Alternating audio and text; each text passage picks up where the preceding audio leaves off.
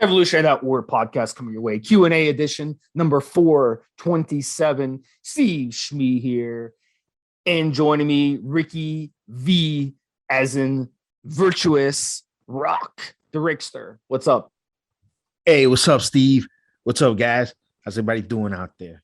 I like the intro you've been doing for me the last few podcasts, man. You do a nice intro. You like you're introing a fighter to the arena. It's pretty cool, man. Let's get ready to rumble.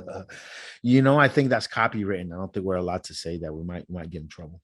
We might get a strike. We might get a copyright strike. All right, so go ahead, man. The people have questions. You tell me. Have questions, and we got answers. You tell me. You tell me what's been emailed to you. Let me check it out. Let me bring up the email. So we have a bunch of emails from you guys. The first one is getting night sweats without trend, not with trend, Rick.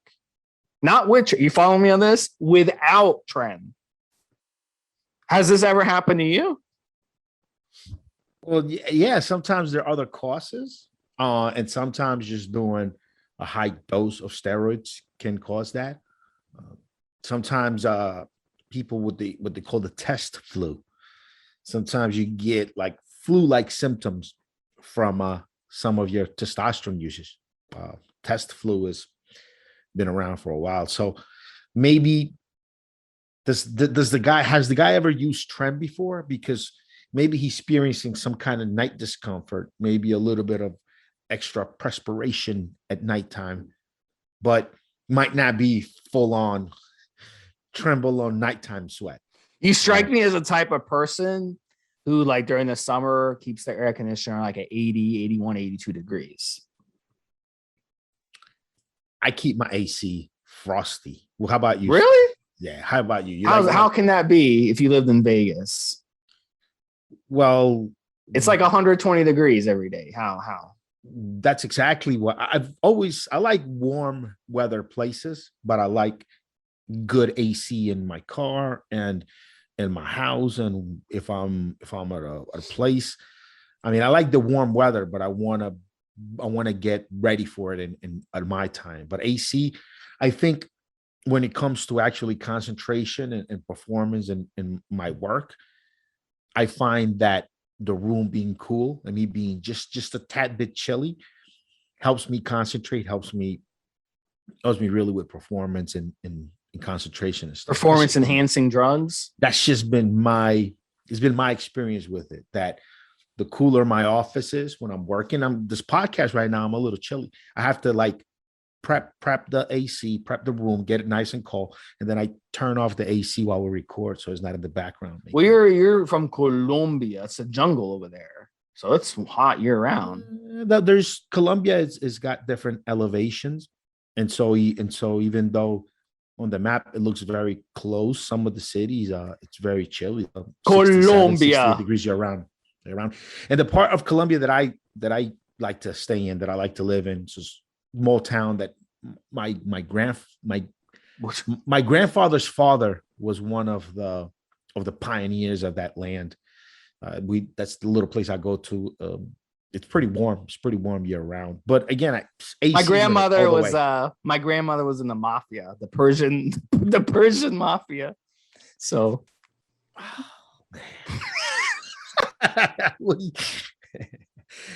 all right. I gotta get warmed up to do funny material, man. Sometimes we get on the podcast, you're part of the Colombian mafia. You got Colombia. So guys, listen, here's the thing. And by the way, just a correction, Steve. It's called a cartel.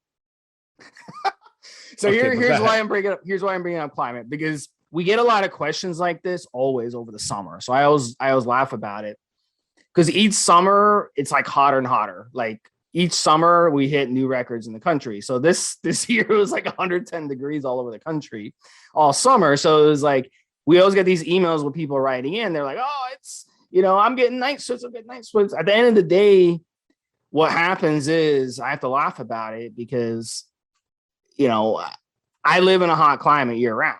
So for me, it's like normal to sweat, like, what I'm saying? So I have to laugh about it. So if you live up north and stuff, and it's like you're not used to it getting to 90, 100 degrees all summer, then you're going to deal with night sweats. So that could be the possibility. The other possibility, Rick, you kind of touched on it.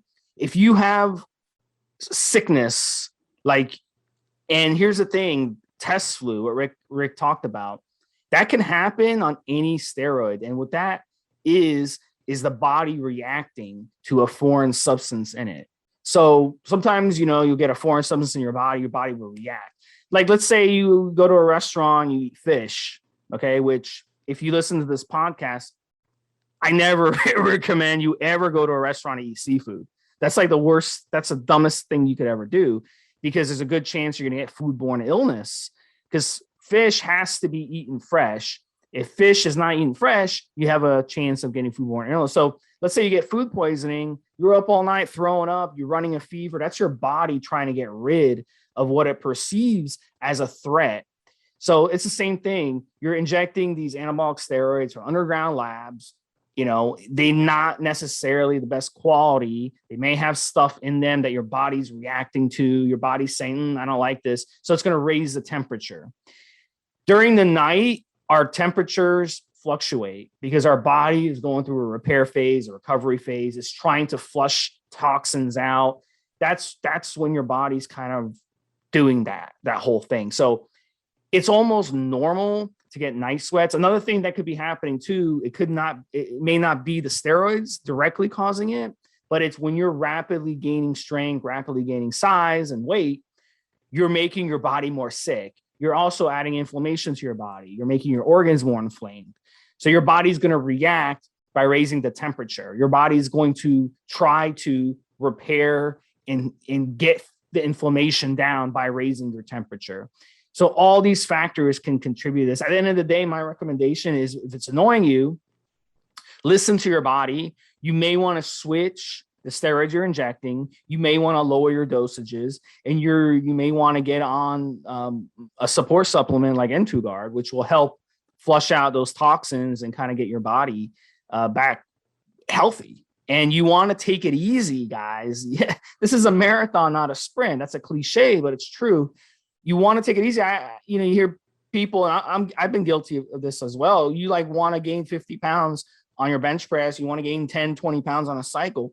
It's going to have consequences, because your body is not going to like all that pressure that you're putting on it. So you're going to get these weird things come like the night sweats. And the night sweats are your body basically saying, hey, I'm sick, because that's what you're doing. You're making your body sick. So I would not necessarily take that lightly. I would be like, maybe I need to change something I'm doing. So I'd want to know all this information, and it could be any of those possibilities. What do you think, Rick? Any other tips on this one? Dianabol has made me feel like it's causing some sort of night sweats a couple of times. So I have that high doses of. I wonder if high estrogen, because like you see with women, they get like hot flashes when they have like a little estrogen or hormonal change. Maybe that could be a contributor too, because you're saying Dianabol. That makes sense. I know that if, for example, if you use Trenbolone extensively to the point where you recognize all of its side effects, if you get something similar from another steroid, you won't. Like he's saying, Trenbolone sweats from other steroids. Have you used Trenbolone? Like, you know what it's really, really like? Because you might sweat a little bit at night, but it'll be a different story between a couple of different steroids. So, and this goes back to what Steve and I have always said, man. You got to make sure you're completely healthy before you start using any of this stuff. Make sure you're very, very healthy before anything. And that way, when you run across some of these side effects, there aren't any other underlying conditions that could be causing it. Also, give as much information as possible. This dude could be on a caloric deficit, pumping some stimulants, doing some different things to his body that could be causing this at night. And he's thinking it's the steroids, but all along it could be some over-the-counter supplement, fat burner he's taking. that's given him some of these side effects. So definitely, when you reach out to us with a question, please give us as much thorough and detailed information as possible, so that way we can kind of help you figure some of this stuff out. He might not be aware that he's taking a stimulant. People take pre-workouts all the time and they don't know that. Or an energy drink. Energy drinks have stimulants. A lot of people don't understand that. They think energy drink is just flavor with water that kind of gives you a little rush, but they don't understand it's got stimulants in there on purpose. So, I mean, all these factors play a role combined with the heat of summer, and it's a recipe for sweating out. And then so you want to be careful. If you have a smartwatch, when you have some of these symptoms, make sure to keep track on your smartwatch of what your heart rate is as well. And if you ask us a question and you kind of throw that in there, that also help us kind of know a little bit certain things that might also help. But yeah, we definitely more information. And it doesn't, if you just say, hey, I've used Trend many times and I'm getting the same thing from these other steroids. Okay. But I don't know. Do we know if he's even used Trend before? He might not have. And he's thinking that that's Trend sweat when it's really something completely different feeling, different amount, different, happens less often or more often, those things. Next one, we're going to talk about 1.5 grams, which is 1,500 milligrams of testosterone per week. Most I've ever ran is 750, and that was of Sustanon 250. And I had run 500 milligrams a couple times prior to that, and then I bumped it to 750 just to see what would happen. And I honestly didn't notice any differences with anything except more side effects. So, 1,500 milligrams a week, I have not run that high, but I would imagine that if you're getting legitimate testosterone, you're running that dosage, you're going to have to expect, open yourself up to a lot of both estrogenic and androgenic side effects. And by what I mean by that is estrogenic, gynecomastia, bitch tits, a lot of water retention, a lot of bloat, a lot of insomnia, which is, connected to it. When you're retaining water like that, you're going to have a hard time sleeping in most situations because your body is going to be under so much pressure, and you're going to be tired all day. And the androgenic symptoms too go hand in hand with that: the insomnia, the aggression, the inflammation in the body, inflammation of your prostate. All that stuff comes with the androgenic side effects. So you may not want to run that much of testosterone, but it's something that some guys want to run, and they'll run 1,500 milligrams a week just to see what it's like. And the side effects are just going to get out of control on that dosage. I would surmise. I've talked to some people who run these kinds of dosages before, and I've interviewed them on the podcasts prior, and they don't even look at their blood work.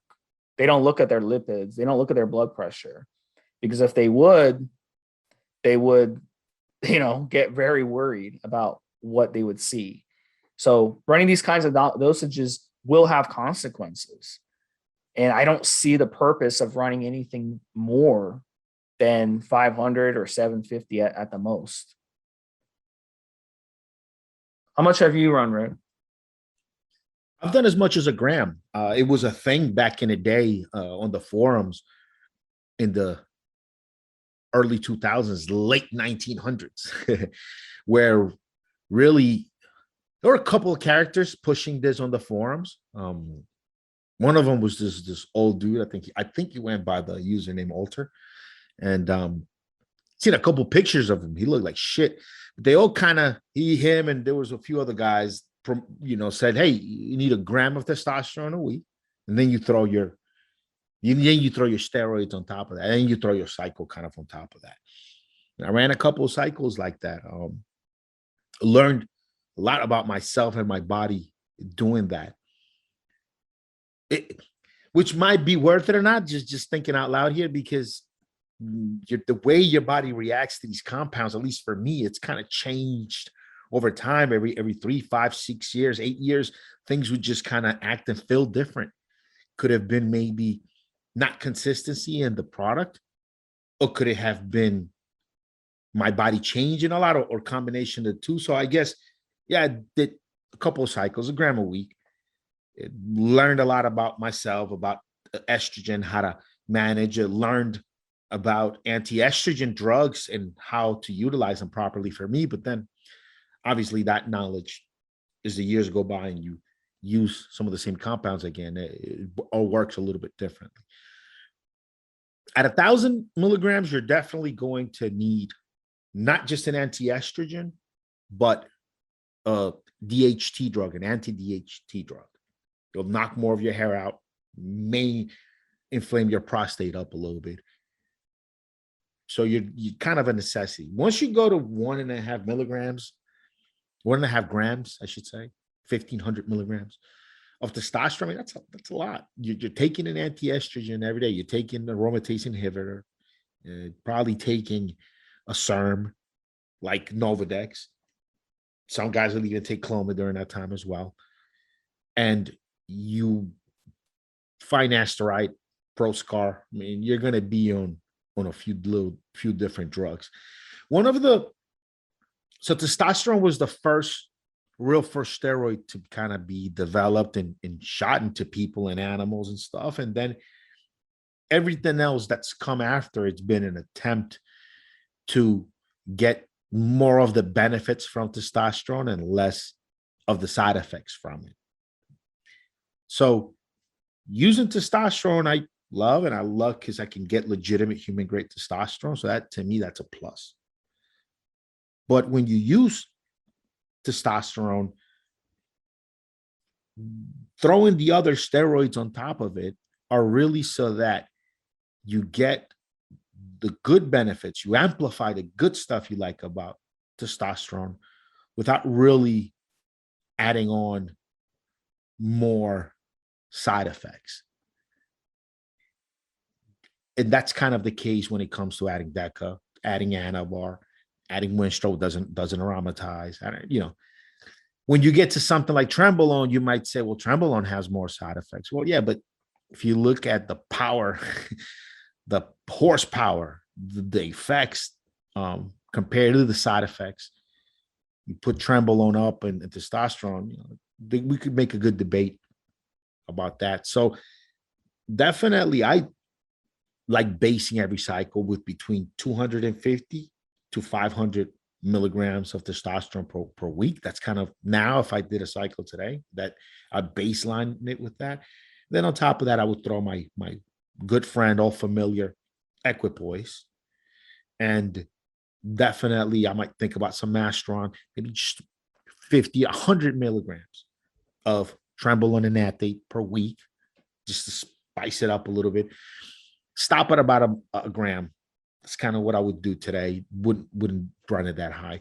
But going above 500 milligrams of testosterone, I guess you could. I mean, you could run a badass cycle of just a gram of testosterone per week with proper anti-estrogens and do great and have really great results, better results than maybe some of the other steroids. But a gram, anything over a gram to me is too much. You're already taking too much steroids. You better be a huge guy that's already holding on to a ton of mass that your body wouldn't otherwise hold on to really be using those dosages. And after my interview with Guru Amin Alai, who advises some professionals, he said guys do as much as 5 grams a week of just combined steroids.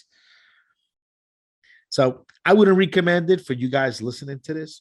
If you're working with a coach directly and you get it on stage, he might have other ideas for you. But if you're listening to this and you're trying to do this on your own, get your own blood work and kind of figure it out your own body in your own way, no need to go to 1.5 grams. I mean, 500 milligrams is what most of you should kind of hover around, 500 to a gram. And that's, you could have great results, look better than most of your peers, look incredible compared to most of your peers. never having to go above a gram of steroids a week and never having to stay on for more than 3-4 months a year, if that. And it's just not, it's not a good, there's no justification for me. Like I said, unless you're working with a coach, you're getting on stage, you're really doing it up that way, you're competing on something, powerlifting, whatever. Unless you're getting it up to that level and you've got a coach that's kind of dedicated to you and on call with you. If you're gonna kind of self-service this thing, stay under a gram. It's probably the best and the safest thing to do with harm reduction, basically, at that point, than stacking it up. So I'm not with it. I'm not with a gram. If I was going to do 1.5 grams of steroids, I probably wouldn't, at this stage in my life, I wouldn't do it all test. I would mix it up with equipoise and maybe some other stuff. I mean, I don't know. What do you think? Look, at the end of the day, we're all, most of us are control freaks. We like to control shit. We're in relationships where we like to have control over stuff. We in business, we like to have control over stuff. Our bodies, we like to have control over our bodies. And if you're not like that, then you don't know your body well enough. You should know your body in and out enough to always be in control. When you're running these absurd dosages, you lose control. And that's how people end up dead. And that guru that you talk to, there's been people that he's coached who have ended up dead. That's a fact. And so when you're running 4 or 5 grams, you're basically killing yourself. So, I mean, that's not something that I teach. And if you come to me and you want to run those types of dosages, you want me to help you, I'm not going to do it. I don't want to have anything to do with that shit. So, I mean, I'm all about doing this safely and doing this properly. And when you run those dosages, you lose control. It's like driving your car 120 mile an hour down a road with cliffs, out in California. Like there's like roads and then there's a cliff, right? You make that turn, it doesn't go well, you're off that cliff and they won't even find your body. You're smashed into smithereens. So, keep control of your body. That's what I'm saying. So next one is for you, Rick. Best stack for MMA guy, mixed martial arts. So you're the big MMA guy. You're the killer. Your nickname's Killer at your MMA gym. How many guys have you killed already fighting them in the ring? So when I started doing this podcast with you, and I've made it clear on the podcast several times, I'm against any guys cheating in sports, because the fact that guys were cheating in sports is the reason that steroids are illegal for the rest of us. Wait a minute. When you were in the NFL, you didn't take steroids? Huh? And well, guys getting caught using steroids is the reason they are illegal for you and me, Steve. Is the reason we have to basically be criminals to pursue this lifestyle, this enhancing lifestyle. That's why it's illegal for us to, like, I identify with someone who's got 5% body fat and it's fucking ripped, and that's the image of me that I have in my mind, and that's the body I feel. But we're criminals over it, and it's all got to do with, goes all the way back to Carl Lewis and Ben Johnson being caught taking Winstrol, and then again in the 2000s with the baseball players, and there's always a new search. So I'm anti-athletes doing it, and whenever we're doing the podcast, I just kind of skip over it and just give advice, because fuck, man, if I sit here and do that every episode, people would be upset. And I think when it comes to mixed martial arts, it's probably the one sport where cheating could have very, very hard physical effects, and it could hurt someone. It could hurt someone very, very badly. It's that the sport where you're actually winning by hurting your opponent, and sometimes people get extremely very, very hurt. So I don't advise anyone out there using juice stepping into competition. Whenever I have competed in anything, I've cleared my body out for months and months and months to make sure that, first of all, I wouldn't go through the fucking embarrassment of getting popped if you get tested. That'd be stupid. And also it's just an ethical thing, because the part about this lifestyle that it's the only bad thing about this lifestyle is really the legalities, illegalities that surround us pursuing. Well, you can always just move to Oregon. It's not illegal there anymore. One of my favorite games as a kid, it helped me learn to speak English when I first got here, was Oregon Trail. Oh, dude, I love that game. But like, I love it. When I was in elementary school, like we used to get a couple hours from ESL playing Oregon Trail, and we'd have to translate everything that popped up, and it helped play the game a lot. But back then it was only like 3-4 colors. Then by the time I was in high school, went into the library one day. There were kids playing Oregon Trail on the computers, and it was like pictures of real people and shit. That was like Windows 95 already, right? When that happened, it's pretty cool. Anyway, so after all of that being said, all right, if you're just doing like a little bit of jitsu, a little bit of Thai boxing, just to play around, just to be mobile, you're not beating people up, you're not taking trophies while taking steroids. If that's what you're doing, here's a good stat. I found personally S4, Osterin, Carterin, and then I found steroids when I did Thai boxing, when I did jitsu. I found steroids in my case to be very detrimental. A little bit of testosterone would be fine, but as soon as I added a little bit of tren, or I added other stuff, I would start to get some of these pumps, uncomfortable pumps, and I feel like it would make my muscles tighter.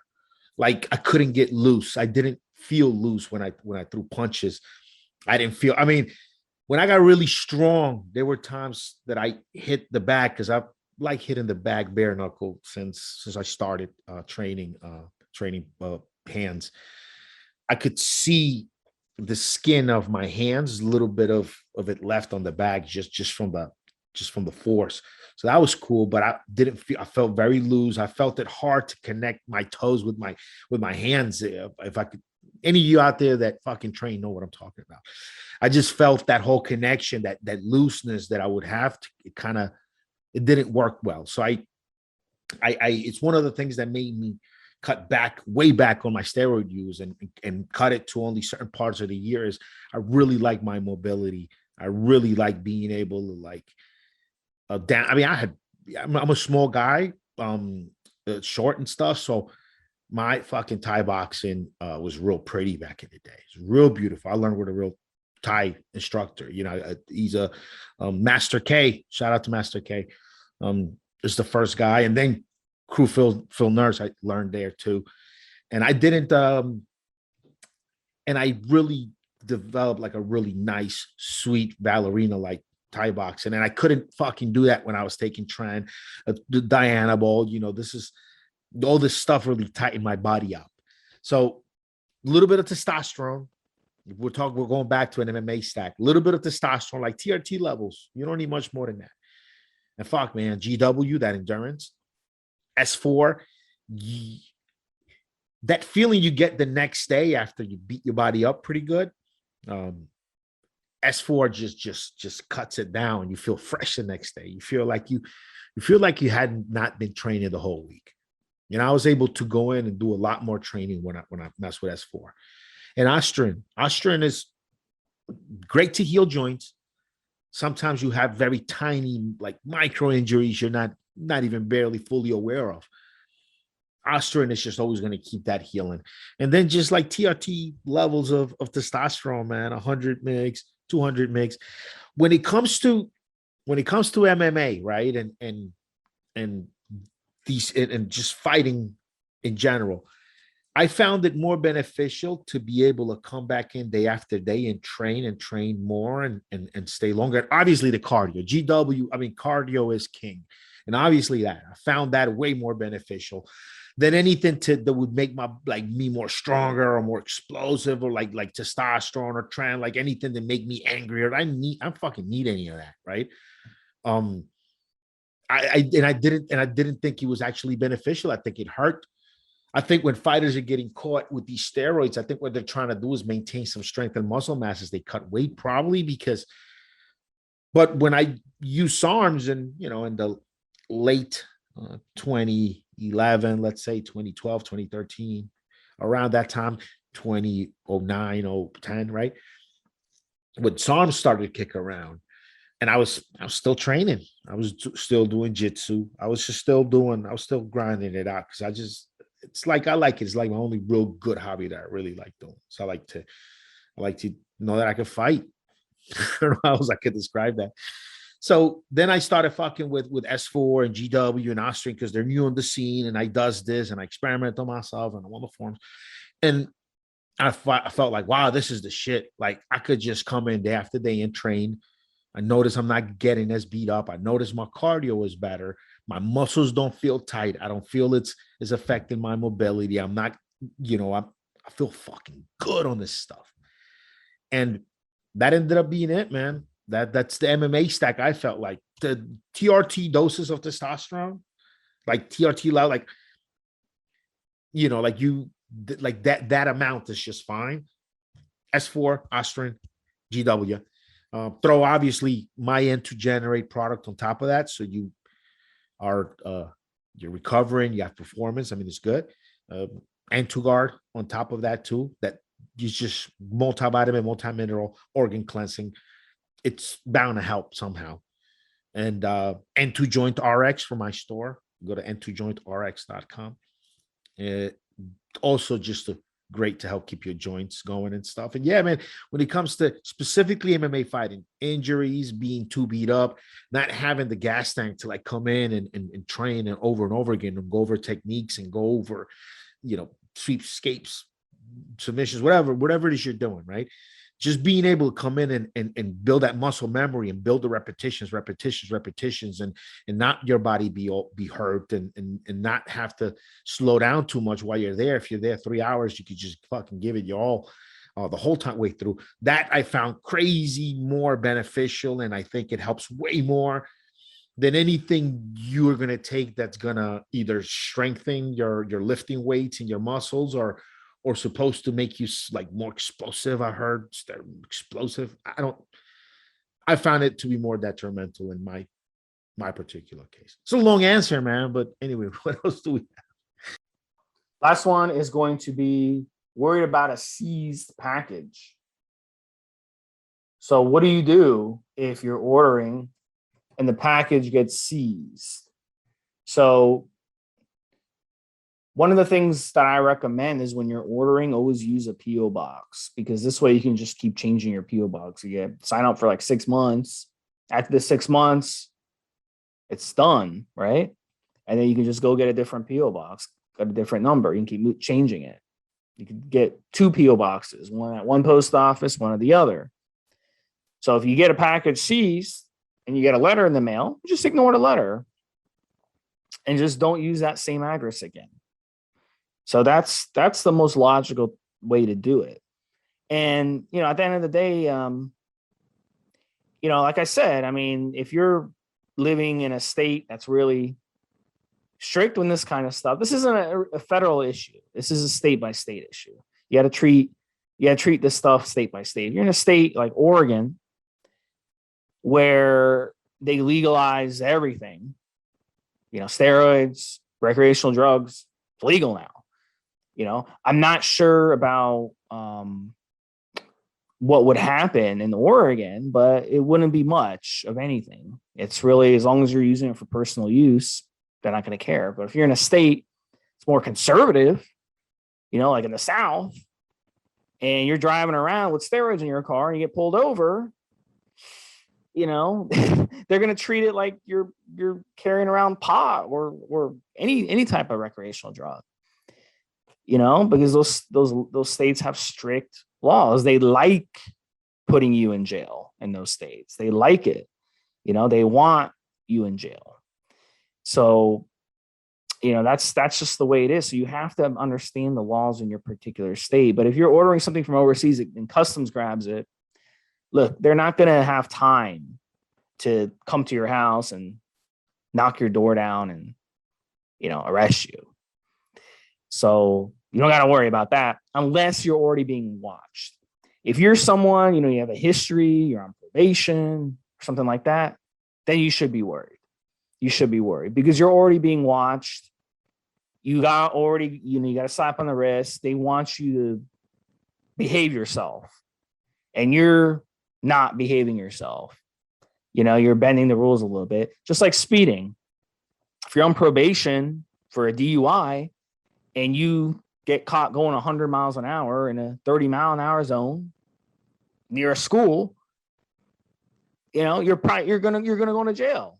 You're gonna go to jail, and you are gonna get the book thrown at you. But if you're speeding going 15 miles over, and you have no record and you not had a speeding ticket in 5 years, worst case, you just pay the ticket and move on. So it just depends on your situation. So we hear stories about, I know, Rick, you interviewed a guy about this, so I know you can touch on it more, but we've heard stories of guys, who've gotten in trouble for this, but it's almost always a situation where they're being watched for something else. They're being watched for something else, and the red flag goes up, and then that's when they get a problem. So it really depends. So my advice is, check your laws where you live, and just realize if you're in a certain state, are they going to waste their time coming after you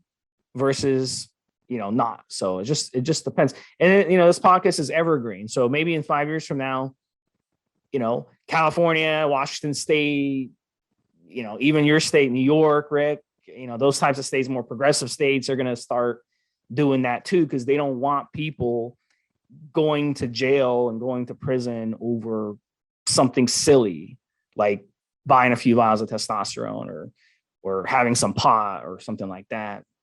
So we're going to see these changes happen for that reason. I think you'll start seeing that 5 years from now, 10 years from now. So things are going to start to change. But Rick, you interviewed this guy. He was a singer from the 80s, right? Phil Collins. You interviewed him.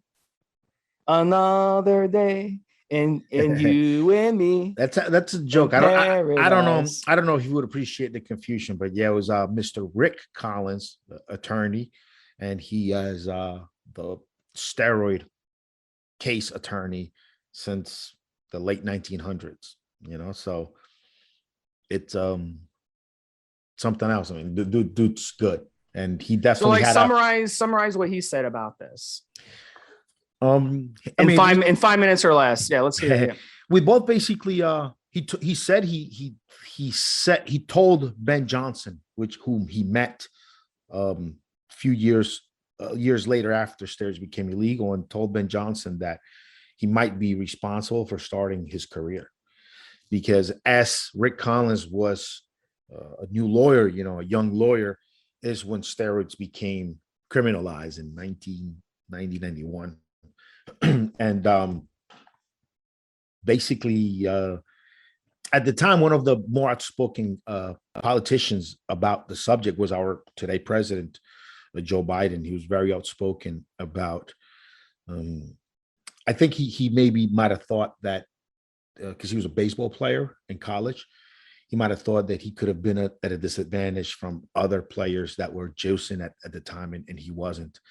And him and I kind of discussed that some, and maybe he's in agreement. I would think that we might be at that space in time now where if we all kind of get together, stop hiding, which is what I kind of told him. I said, well, every other group is kind of fought for their rights, but we still have people lying about steroid use. Some of the questions are about keeping it secret, not telling your family. Since people won't ever come out of the woodwork to create a movement to ask the government to allow us to enhance legally, where you could like literally use anything you want under doctor supervision, a modified version of that, something cool like that.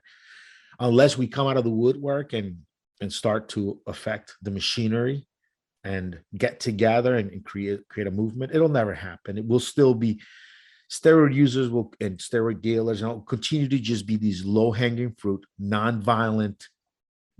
completely non-violent drug offenders. Because I mean, all of the other like narcotic drugs that are causing wars across the world, causing street crime here, those same problems don't come with steroid dealers and steroid users. They're usually just a meathead that doesn't, most of the time, don't even own guns. There are times, and we've seen the bust, where just career criminals that might also work out get into steroids, and then you'll see a bust where there are other drugs involved and guns and stuff. But for the most part, man, it's just a bunch of meatheads that wouldn't hurt a fly, really. Just good, otherwise law-abiding citizens that have to hide and have to be worried, like this guy, about customs letters and getting arrested and police showing up at his house over just trying to enhance a little bit. And that's something for everybody to keep in mind out there. Like we could, in a matter of just a couple of years, even the way things move now, we could actually get this thing decriminalized. But everyone would have to kind of stand up and, in front of their family and their community, join a movement that says, hey, we want to continue to do this and not be made criminals over it. And that's kind of it. I mean, it's a little bit what we did. Yeah. It didn't start in the late 80s, early 90s. It started in the 60s. The whole hippie thing during the 60s. And I'm tying steroid use to pot use. It's the same thing, because in Oregon, they decriminalized steroids along with pot. Rick Collins thinks that they didn't mean to do that. That it was that if they understood they would be criminalizing steroids in Oregon as well, then they might have found a way to not do it. This is this. I'm trying to kind of quote his words a little bit. That was kind of what he projected. Well, but it's like it kind of. But in the 60s, you had Richard Nixon. He wanted basically African Americans and hippies in jail because African Americans and hippies hated him. So he wanted them in jail. So that's when the whole drug war started. And then that kind of led to where we are today. It is kind of absurd that, steroids and recreational drugs are kind of like this much illegal. They should be decriminalized. And, so at the end of the day, we have to just kind of join forces with, the potheads. It's kind of like we're in it with them. Because once, like what Oregon did, they did it when you pass laws, state senators and state congressmen, they're the ones that make these laws, right? That's why most politicians are lawyers in the first place. So, and then it goes onto a governor's desk and the desk signs it. The governor signs it. So don't pay attention to the federal government because it's not gonna do anything. Don't waste your time. You have to go in your states to change these laws. It has to be by state because right now you can buy pot in Colorado, you can buy pot in California, you can buy pot in Oregon, Washington State, these types of states, and nothing's gonna happen to you. But if you buy pot in Mississippi, Alabama, Florida, if you get pulled over with pot, you go to jail. You see what I'm saying? So that's the dilemma that we have. So you have to focus on state by state, because if the federal government decriminalizes it, it's not going to mean shit. It's not going to mean shit. It's got to be state by state. So, I mean, that's just the way it is. That's the way our government is set up. We're almost like 50 different countries within a nation. So each state can set their own laws. It's called state rights. We had a civil war about state rights. So, it's there. So you have to know your state law. It's all about your state law. Every state is going to have different laws. So, and as far as shit coming in from customs, I will tell you straight up, you got a couple of vials coming, 2 or 3, 4, maybe 5. I mean, my opinion, and I have nothing to cite this. It's just going to be the latter, and that's about it. You got 10, 12, 15 vials coming. Yeah, but no, chances are, I'm saying I'm upgrading it. Chances are, yeah, you got that many, your local police might definitely get involved. a source that knows what they're doing will not send you a high amount that's going to get you into trouble. That's the thing. Like with sources, they know better. And just to continue my train of thought on that, I hear what you're saying, but to continue my train of thought on that, if you've got 30, 40, 50 vials coming, I'm just going to assume that you're dealing, and today was the day you got hot. When you got 20, 30, 50, 60 vials coming in and you are dealing, that's the day you got hot. That's the day they saw you. The way it kind of works is if they grab the drugs and they test them and figure out that these are illegal drugs, they can't let them get too far without a leash. So if you get your stuff, either your door is about to get kicked down, or you'll never hear from enforcement about this package, or everything in the package has been changed. They're no longer drugs. It's some other oil, some other shit in there, just to fool you long enough so that they come and get you. But today's the day you got hot. I just don't do anything stupid, man. It's just not. It's so hard today to get away with crimes. It's so fucking hard nowadays because of electronics, because of the new testing methods, because of the new equipment that customs has available to them, the new ways that they communicate, law enforcement communicates across agencies. It's just a matter of if they got enough time to grab the string and follow your trail or not. It's really a manpower issue at that point. But just don't if there was a day that you would get caught receiving packs and doing shit, it'd be 2020, 21, 22. It's just a matter of, do they have time to come after you with all the other shit they're worried about? Because this shit coming into the mail, that's it's not as kind of just bullshit benign as just some steroids for a bodybuilder. Like this stuff coming in smaller packs than that could kill OD several hundred people, and it's only with just a couple of grams of stuff. And I think we all know, I don't like to keyword the podcast for dumb shit like that, but I think we all know what kind of narcotics we're talking about. And so it's just there's so many other things coming in and so much other follow-up that needs to get done, that if it's only a few vials, you might just get away with a letter. But if you're dealing, you're gonna be one of the guys that they're looking after and have resources behind, so that they'll definitely have to ignore the guy with 2, 3, 4 vials. It's my opinion. All right, I'm not a lawyer. Don't take it as, and none of what we're saying, we're not lawyers. Don't take any of this as legal advice, but it's just definitely what, in my opinion, from reading the forums from so many years, what I think we should change the disclaimer to "We are not lawyers." We're actually, I think we're going to beef up the disclaimer and re-upload all the files. I've actually thought about that. Might actually do that. Beef up the disclaimers, added the files, and re-upload all of them. So, I mean, the way I look at it, it's an economic issue. If you're importing a bunch of fake Rolexes, fake jerseys, I was watching a show called "To Catch a Smuggler." I don't know if you've seen that on TV, Rick. You've seen that one? And during Super Bowl week, there are boxes coming in of fake jerseys, fake hats, fake, memorabilia for NFL. And they were opening those boxes or cracking those boxes open. They knew they were even coming. They knew it. They're like, every Super Bowl, this shit happens. They were cracking that open. They were seizing all that shit. And I'm like, you're seizing hats and jerseys and this type of stuff. Like, really? You're using that? But at the end of the day, if it's going to cost jobs, there's people that depend on selling, and you're taking money away from the NFL. You're taking money away from these multi-billion-dollar organizations, sports leagues. You're taking money away from the city. You're taking money away from the stadium. You're taking the money, all those jobs, right? The restaurants, all that stuff. They depend on that revenue. So if you're taking millions of dollars from a city and you're taking away jobs, that's what they're going after. It's an economic thing.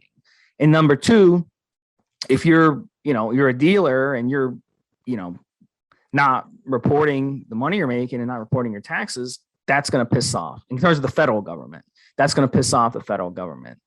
because a lot of people cheat. A lot of rich people in this country cheat their taxes. That's just the fact, and they get away with it, and that's fucking everyone else.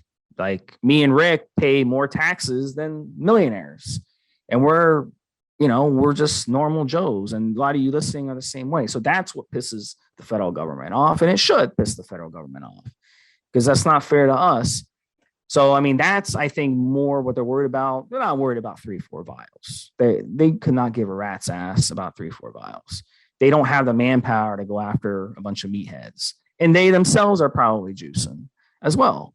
So, I mean, they're, in those types of jobs, they love working out too. They love being big. So, it's at the end of the day, guys, it's, just be, be knowledgeable on this stuff, get some education, check out Rick's podcast with Mr. Collins, and then educate yourself a little bit on this and check your laws. Like I said, and in worst case scenario, just move to Oregon. Like I said, if you're that paranoid about it, just move to Oregon, so. All right, buddy. Anything else? So you think this will, Rick Collins and I were going to set up another podcast where he wanted to talk about, personal freedoms, personal rights, and what you should do if you do get arrested or get hemmed up in some issue with drugs. And this would be a good question to pose to him. If I live in Oregon where steroids are now decriminalized, and I'm getting a pack. At that point, Oregon, I think point of entry might be like LAX or something like that. If I'm getting a pack, and at LAX, they figure out that I'm ordering. Yeah, I know what you're asking. It was the same thing with pot, because pot federally is still illegal, but at the state level, it's legal. So they were kind of worried about how that would make. But right now, the federal government does not, at least the administration we have now, you mentioned the Biden administration, he said when he took power, he said he would not throw people in jail for using pot at the federal level. So that you're good. I don't know if the same case with steroids. So yeah, you have to ask him. Like, could that guy in Oregon get in? I mean, the feds would have to come in after him, but his local police probably wouldn't get involved. Well, the thing with Oregon too, here's the thing with Oregon, it's a very low revenue state. They don't have the manpower to even do that in the first place. Like they have some of the pack would need to be large enough to get the attention of federal agents at that point. Your pack, and then because I doubt if it's if your 4 or 5 vials, if your 12 vials, 15 vials are legal in Oregon, then what's why are the local state police the state is not going to process you? I mean, I'm sure the pack would have to be enticing enough for the feds. Well, at the end of the day, if you're worried about customs, just order domestic. There's problem solved. There's always that. That is true. Well, so and don't dealers, just don't be stupid. Don't try to deal. It's just, it's so tough right now to get away with any bullshit. It's crazy. But yeah, I mean, you're being watched. So, all right, let's see here. What else we got, Steve? That's it, buddy. Those are the 4. And we had a really long podcast, and we talked a lot about stuff that nobody else talks about. And I think you guys keep the questions coming. This was episode number 427, and we will talk to you guys next week. We'll definitely get this episode. We'll definitely hit some of these topics again on the next show. Take care, guys. Have a good one, Steve. Have a good one, guys.